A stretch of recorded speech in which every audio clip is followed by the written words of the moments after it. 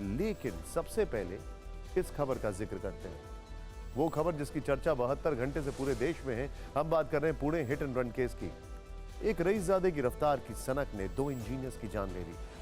उसे सजा के तौर पर 300 शब्दों का निबंध लिखने को कहा गया था और कहर बरपा यहां के पब मालिकों पर और 2 पबों पर बुलडोजर चला दिया गया है, यह कहते हुए कि अवैध निर्माण था। सवाल यह है, ध्यान से देखिए, जब दोष रईसजादे का है तो पब मालिकों के खिलाफ बुलडोजर एक्शन क्यों हो रहा है? क्या पुणे में यह बुलडोजर एक्शन खबरें दिखाए जाने के बाद प्रशासन पर दबाव का नतीजा है? और इतनी देर से क्यों? क्या ये सारी चीजें पहले नहीं पता थी? ये रिपोर्ट।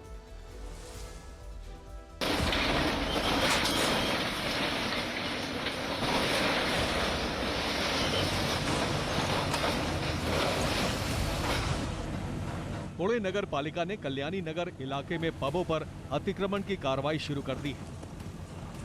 यही वो इलाका है जहां पब में शराब पीने के बाद एक रईसजादे ने पोर्शे कार से 2 इंजीनियरों को कुचल दिया था। आज यहीं के कोरेगांव इलाके में वाटर्स और ओरिला पब पर बुलडोजर एक्शन हुआ। दोनों पबों को जमींदोज कर दिया गया। आरोप लग रहे हैं कि दोनों पब अवैध थे, नियमों का पालन नहीं कर रहे थे, इसलिए पुणे नगर पालिका ने ये कार्रवाई की। अनवाइंड करके चल रहा है, ऐसे एक निकाल दे देंगे। कितने ऐसे पब आ रहे हैं कि जिस पे आप कार्रवाई आप करने वाले हो? आज फिलहाल हमने 5 का सोचा है इधर। बात सही है, अगर अवैध निर्माण है तो कार्रवाई होनी चाहिए, लेकिन सवाल टाइमिंग को लेकर है। सवाल यह है कि अगर दोनों पब अवैध थे तो ये कार्रवाई पोर्शे कांड से पहले क्यों नहीं की गई? क्या लीपापोती में पब मालिकों को बुलडोजर की सजा दी गई? ये सवाल इसलिए उठ रहे हैं क्योंकि जब इस घटना ने पूरे देश में हंगामा खड़ा कर दिया, सरकार से लेकर सिस्टम तक घेरे में आ गया, तब आनन फानन में बुलडोजर से पब गिराया जाना किसी दिखावे की तरह नहीं लग रहा। आपको बता दें कि जिन पबों पर बुलडोजर चला, ये वो पब नहीं हैं जहां आरोपी ने दोस्तों के साथ शराब पी थी। जिन जगहों पर पोर्शे कांड का गुनहगार गया था, वो कोजी और ब्लैक मैरियट सूट पब है। पैसा और रुतबा इतना कि उस रात अपने दोस्तों के साथ एक ही पब के अंदर 80 मिनट में करीब 50,000 की शराब पी गया। आरोपी कोजी पब में शनिवार रात 10:40 पर गया और दोस्तों के साथ रात 12 बजे तक शराब पी। कोजी पब में उसने 48,000 रुपए खर्च किए। शराब देने से मना करने पर कोजी पब से निकला और रात 12:10 पर ब्लैक मैरियट पब पहुंचा। वहां भी दोस्तों के साथ जमकर शराब पी। इस घटना के बाद पुणे के कलेक्टर के आदेश पर ये दोनों पब सील कर दिए गए हैं। साथ ही एक्साइज डिपार्टमेंट को हर होटल, रेस्टोरेंट एंड बार और पब की पड़ताल करने का आदेश दिया गया है, जिसमें नाबालिगों को शराब परोसी जा रही है या फिर वो देर रात तक पब खुला रखते हैं। यहाँ फिर वही सवाल कि क्या एक्शन लेने के लिए प्रशासन 2 मौत का इंतजार कर रहा था? एक किसी भी खबर का एक बेसिक प्रीमाइस होता है। अब आप सोचिए, शराब पीने के लिए वो नाबालिग नहीं है, महंगी गाड़ी, करोड़ों की गाड़ी चलाने के लिए वो नाबालिग नहीं है, कुछ घंटों में हजारों रुपए बर्बाद करने के लिए वो नाबालिग नहीं है, लेकिन जब एक्सीडेंट करता है तो एकाएक नाबालिग हो जाता है। ये कैसी उम्र है? आज इस केस में नाबालिग आरोपी के बालिग होने पर फैसला नहीं हो सका। उसे 5 जून तक चिल्ड्रन रिमांड होम में भेजा गया है। इस दौरान जुवेनाइल जस्टिस बोर्ड फैसला दे सकता है। बोर्ड ने आरोपी की जमानत भी रद्द कर दी है। पुलिस ने आरोपी को बालिग मानकर केस चलाने की इजाजत मांगी है। पुलिस के मुताबिक उसकी उम्र 17 साल 8 महीने हो चुकी है। हमारे संवाददाता राजीव सिंह ने इस मामले में मृतक के दोस्त और चश्मदीद से बातचीत की। उन्होंने इस घटना के बारे में कुछ नई बातें बताई।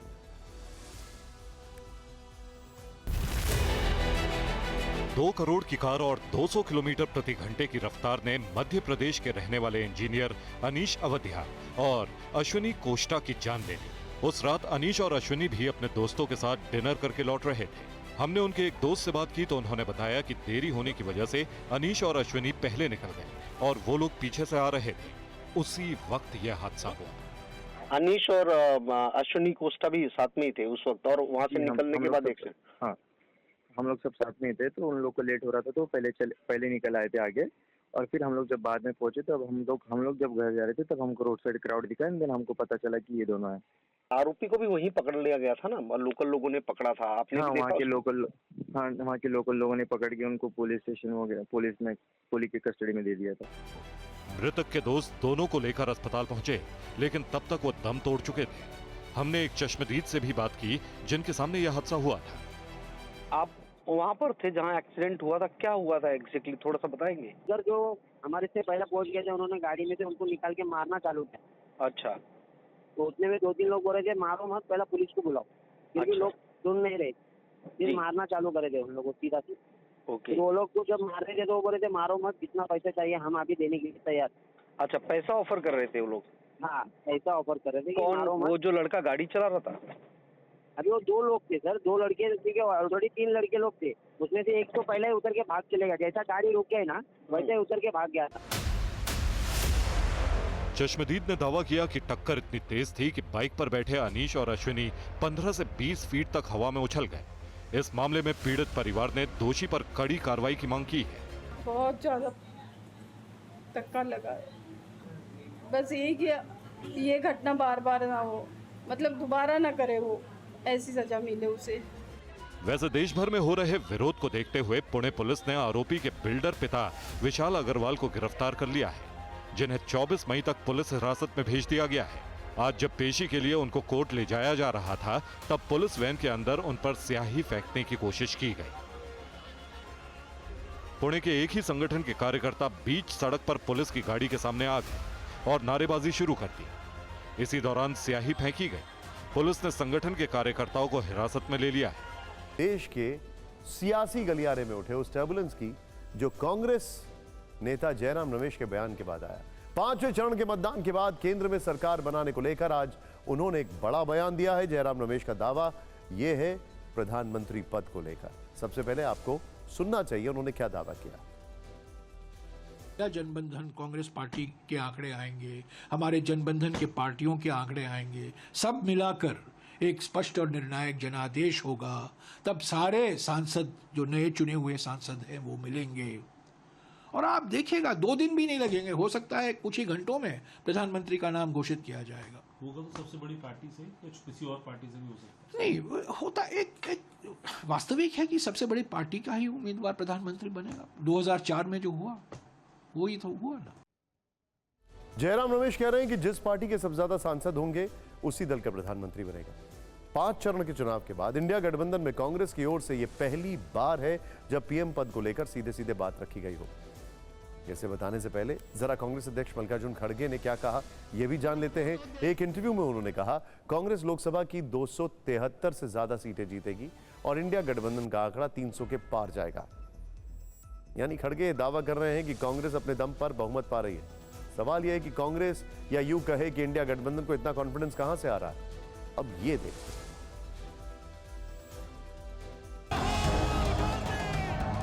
4 जून से पहले सरकार बनाने को लेकर कांग्रेस के कॉन्फिडेंस ने नई बहस छेड़ दी है। कांग्रेस को यह भरोसा है कि इस बार इंडिया गठबंधन की सरकार बनेगी। तो सबसे पहले आप ये जान लीजिए कि इंडिया गठबंधन के 5 कॉन्फिडेंस क्या है। बीजेपी बहुमत नहीं पाएगी, मोदी की सत्ता से विदाई होगी, इंडिया गठबंधन पूर्ण बहुमत पाएगा, इंडिया गठबंधन 300 पार जाएगा, पीएम इंडिया गठबंधन का ही होगा। सीटों के नंबरों के खेल हर चरण के बाद शुरू हो जाता है। मल्लिकार्जुन खड़गे हों या अखिलेश यादव, दोनों का यह दावा है कि बीजेपी किसी कीमत पर सरकार में नहीं आएगी। मैं शर्त लगाता हूं अगर वो 400 पार 200 पार नहीं कर सकते। आने वाले समय में 140 करोड़ की जनता भारतीय जनता पार्टी को 140 सीटों के लिए भी तरसा देगी। खड़गे को लगता है कि बीजेपी का 400 पार का नारा कागजी है। वो ये भी कह रहे हैं कि कांग्रेस अकेले 273 से ज्यादा सीटें जीतेगी। आपको बता दें, इस बार इंडिया गठबंधन सीटों के बंटवारे के तहत कांग्रेस 328 सीटों पर लड़ रही है। अब सीटों के नंबर गेम से बात आगे बढ़ चुकी है। पीएम पद को लेकर कांग्रेस ने खुलकर अपनी रणनीति बता दी है। रणनीति यह है कि 2004 के फॉर्मूले पर प्रधानमंत्री चुना जाएगा। 2004 में केंद्र में अटल बिहारी वाजपेयी की सरकार थी। इंडिया शाइनिंग का नारा बुलंद था। बीजेपी को उम्मीद थी कि सरकार उसी की बनेगी, लेकिन नतीजे उलट गए। 2004 में यूपीए ने 221 सीटें जीती, जिसमें कांग्रेस की 145 सीटें थी। यानी कांग्रेस की सबसे ज्यादा सीटें थी और तब कांग्रेस नेता मनमोहन सिंह प्रधानमंत्री बने थे। अब वही फॉर्मूला जयराम रमेश ने फिर उछाला है। 13 मई 2004 को कांग्रेस पार्टी और उनके घटक दलों को जनादेश मिला।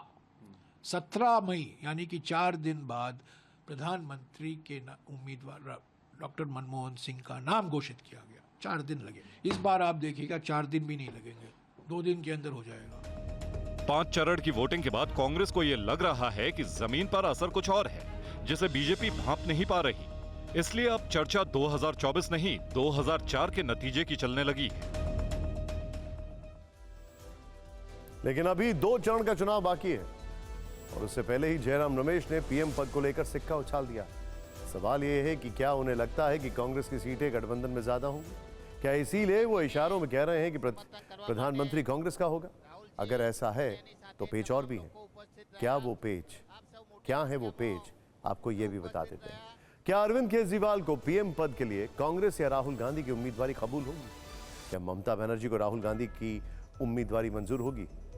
ये तब जब राहुल गांधी की उम्मीदवारी सामने आए। ये भी हो सकता है कि कांग्रेस कोई और नाम भी सामने लेकर आए। क्या महाराष्ट्र के नेता कांग्रेस के पीएम उम्मीदवार पर सहमत होंगे? इंडिया गठबंधन में खुद पीएम पद के कई दावेदार हैं। समय समय पर इसे लेकर बयान भी आते रहे। 21 अप्रैल को संजय राउत ने कहा कि गठबंधन में कई चेहरे तो उद्धव ठाकरे विकल्प क्यों नहीं हो सकते।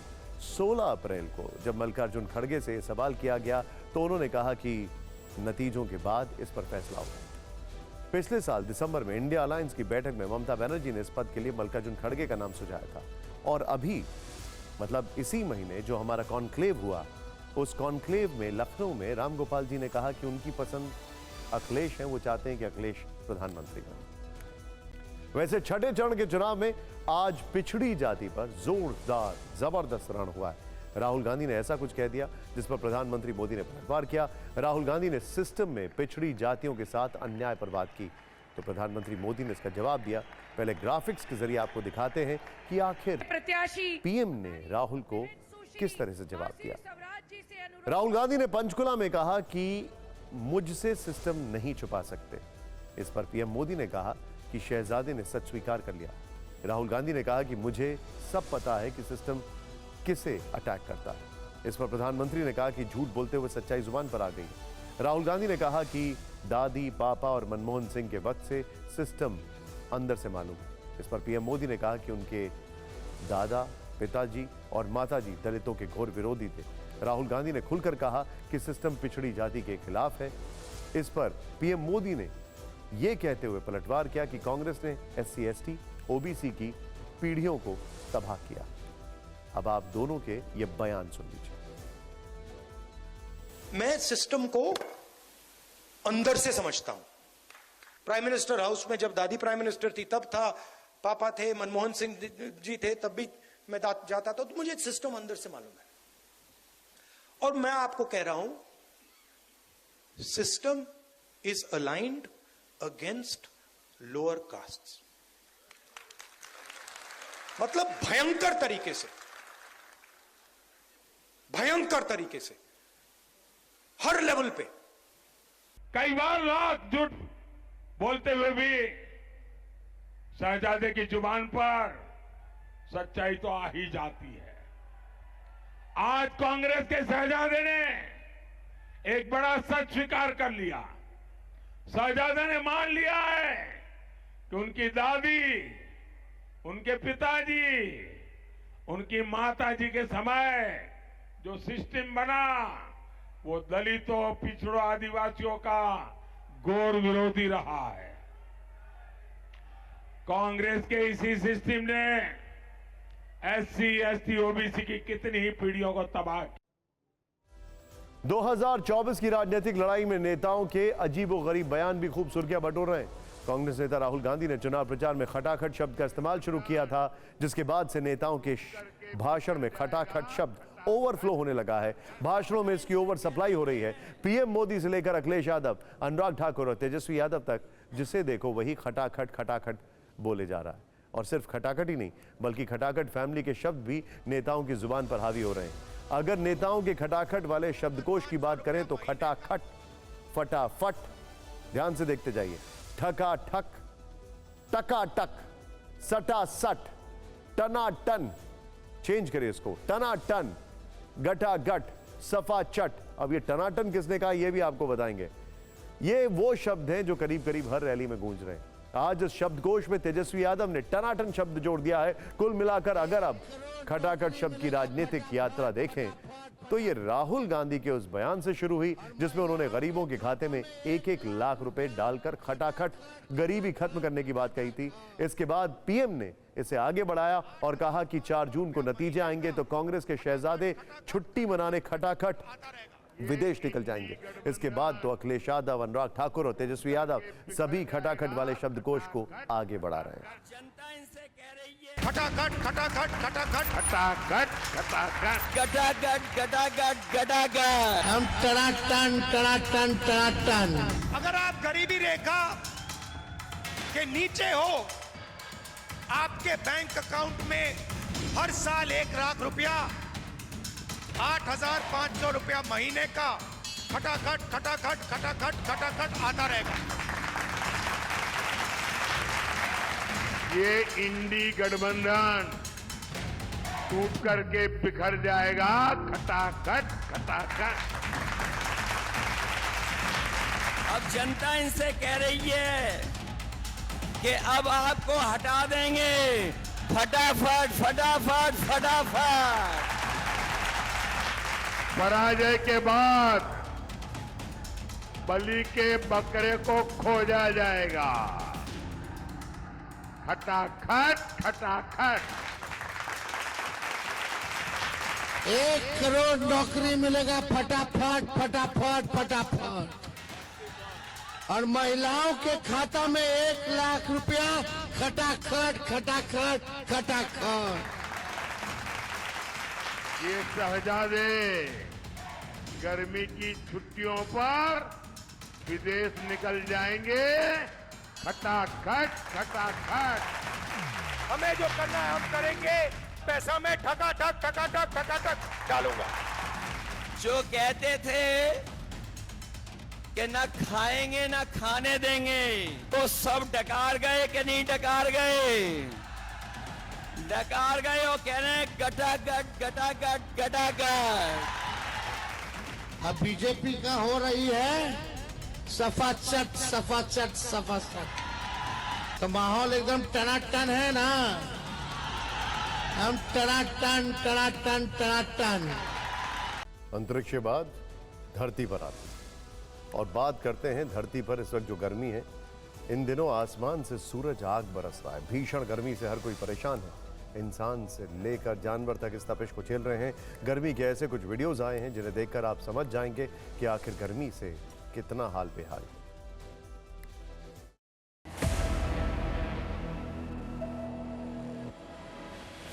इस वीडियो को देखिए। आर्मी यूनिफॉर्म में इस जवान ने एक पापड़ को जमीन पर रखा, उसे रेत से ढक दिया। सिर्फ कुछ सेकंड्स बाद उसने इस पापड़ को बाहर निकाला। यहां पारा इतना ज्यादा था कि रेत गर्म तवे की तरह तपने लगी है। कुछ ही सेकंड्स में पापड़ पूरी तरह से सिक गया। यह वीडियो राजस्थान के बीकानेर से आया है। बीकानेर में पारा 47 डिग्री पार कर गया है। इस वीडियो से साफ जाहिर है कि रेगिस्तान की रेत कितनी तप रही है। इसके बावजूद बॉर्डर पर जवान पूरी मुस्तैदी के साथ अपनी ड्यूटी को अंजाम दे रहे हैं। भारत में गर्मी और लू का कहर इतना है कि एक्टर शाहरुख खान भी इसकी चपेट में आ गए हैं। शाहरुख खान सोमवार को अपनी टीम केकेआर को सपोर्ट करने के लिए अहमदाबाद पहुंचे थे, लेकिन भीषण गर्मी और लू की वजह से उन्हें अहमदाबाद के केडी अस्पताल में भर्ती करवाना पड़ गया। सिर्फ भारत ही नहीं बल्कि मैक्सिको भी भयानक गर्मी की चपेट में है। और अब बात करते हैं चुनावी गर्मी की। इलेक्शन टॉप 9 में दिल्ली के द्वारका में प्रधानमंत्री नरेंद्र मोदी की रैली। पीएम ने कहा 5 चरणों में एनडीए की सरकार पक्की हो चुकी है। दिल्ली का मूड क्या है ये देश देख रहा है। हरियाणा के पंचकुला में राहुल गांधी ने संविधान सम्मेलन को किया संबोधित। राहुल ने कहा बीजेपी और आरएसएस ये लड़ाई हार रहे हैं। दिल्ली में रोड शो के दौरान अरविंद केजरीवाल का बड़ा बयान। बोले 4 जून को इंडिया गठबंधन की सरकार बनने के बाद दिल्ली को दिलाएंगे पूर्ण राज्य का दर्जा। दोपहर में जमानत मिलने के बाद शाम को आम आदमी पार्टी के दफ्तर में घुसा अरविंद केजरीवाल को धमकी देने वाला शख्स। दोपहर में ही आरोपी अंकित गोयल को मिली थी जमानत। अखिलेश यादव की रैली में आज फिर हुआ बवाल। आजमगढ़ में बेकाबू भीड़ ने पुलिसकर्मियों पर किया पथराव, जान बचाकर भागे पुलिसकर्मी। रांची में प्रियंका गांधी ने आदिवासी महिलाओं के साथ किया डांस। प्रियंका बोली, रांची में लोक संस्कृति के कई रंग देखने को मिले। रांची में एक चाय की दुकान पर पहुंचे मध्य प्रदेश के पूर्व सीएम शिवराज सिंह चौहान। चाय पीते हुए बोले, बीजेपी झारखंड की सभी 14 और मध्य प्रदेश की सभी 29 सीटों पर जीतेगी चुनाव। दिल्ली में महाराष्ट्र के डिप्टी सीएम देवेंद्र फडणवीस ने किया रोड शो। बोले, बीजेपी दिल्ली की सभी 7 सीटें जीतेगी। पंजाब में चुनाव आयोग का बड़ा फैसला। चुनाव आयोग ने 2 पुलिस कमिश्नरों को हटाया। पीसीआई ने जालंधर और लुधियाना के पुलिस कमिश्नरों को गैर चुनावी ड्यूटी पर लगाया। और आगे देखिए,